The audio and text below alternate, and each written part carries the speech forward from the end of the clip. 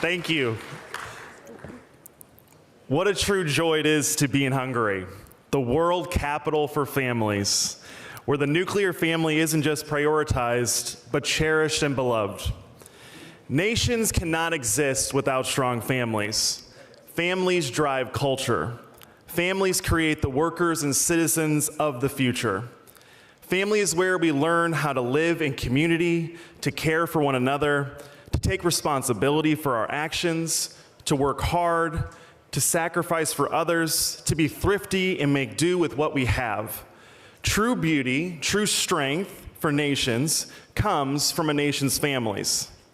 By investing in families, empowering parents, alleviating the economic hardship of raising children, and encouraging child rearing, Hungary is doing more than any other nation to strengthen your country.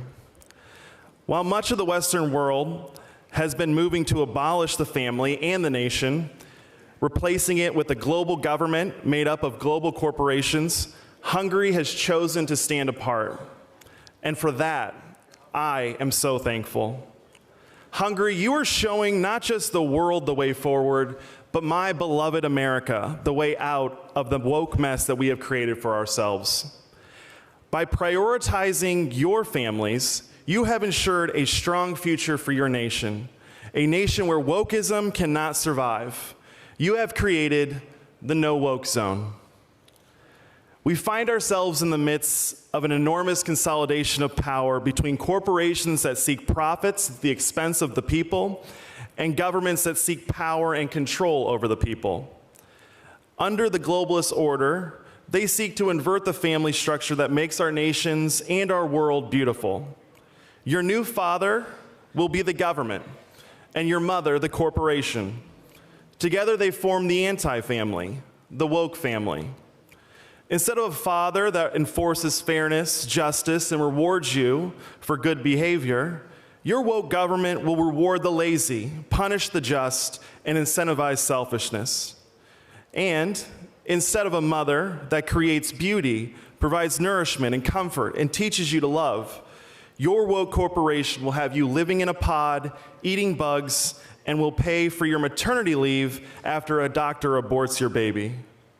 At best, this marriage of government and corporations will create an infantilized people from the shiftlessness encouraged by government and the productivity demanded by the corporations. An infantilized people pose no threat to government power or disruption of corporate profits. But at worst, the children of this woke marriage will go on to create travesties the likes of which humanity has never seen before. The woke family has chosen their weapon to give them the global revolution that they so desire: wokeism. Wokeism is an ideology and political movement that seeks to replace the Western system that has been built on merit and natural community with a system of equity for synthetic identities such as sexual orientation and gender identity. Wokeism punishes the good and true and rewards the fake and fruitless. Wokeism destroys our ties to our nation by destroying our families through divorce, abortion, homosexuality, androgyny, pornography, and drug use, by erasing a moral system that determines these things to be morally evil and destructive and replacing it with a system that values these selfish things over marriage, self-sacrifice, love, and honor. But I ask, how can one love their country if they hate their parents and ancestors? How can one love their country if they choose not to provide it with the next generation of citizens? A nation can only exist if there is love for others. And how can we possibly love others if we don't even love our own children and parents? Love is the willingness to sacrifice for the betterment of others.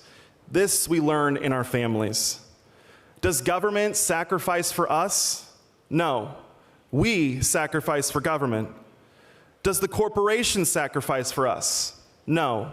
We sacrifice ourselves for their corporate profits.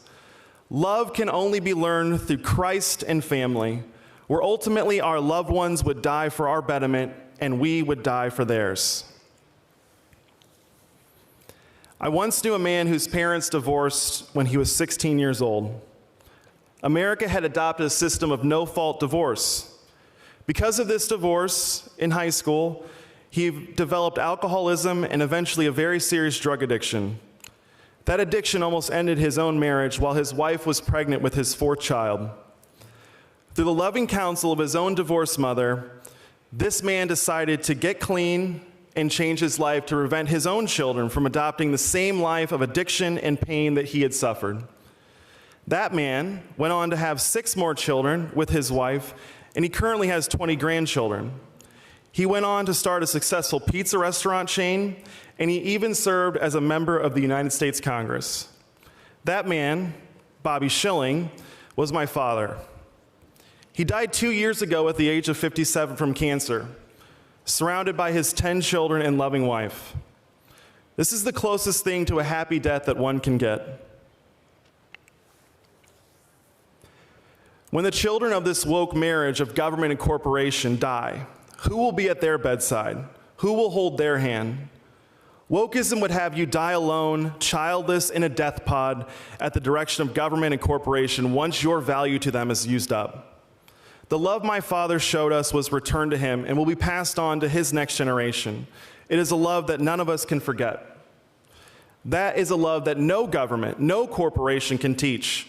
It is a self-sacrificial love that can only be learned from Christ and family. The world needs more no-woke zones. The world needs America to become a no-woke zone. The world needs nations that strengthen and cherish their families, for without them, neither the nation nor the world can exist. And even if they can exist, it is an existence not worth having. To the woke globalists and government and corporations, the anti-woke, the families have a message for you. We will not eat your bugs. We will not live in your pods. We will not sacrifice our children to your false gods of sexual grooming and perversion. We will not co-parent with you. We will not get your brain implant. We will not fight your crony wars. We will not rent our wombs. We will not mutilate or sterilize our children. We will not prostitute our daughters on OnlyFans. We will not sell our souls or the future of our children to you. I will never be called parent 1, and my wife will never be called parent 2. We will own our cars, own our homes, our children, our grandchildren, and our great-grandchildren, and we will die happy, regardless of if the rest of our lives are spent thwarting your evil plans. We are not your subjects. We are not cogs in your machine. We are the children of a loving and powerful Father, and we are willing to meet him before ever caving to your evil agenda. Thank you, Hungary, and God bless you all.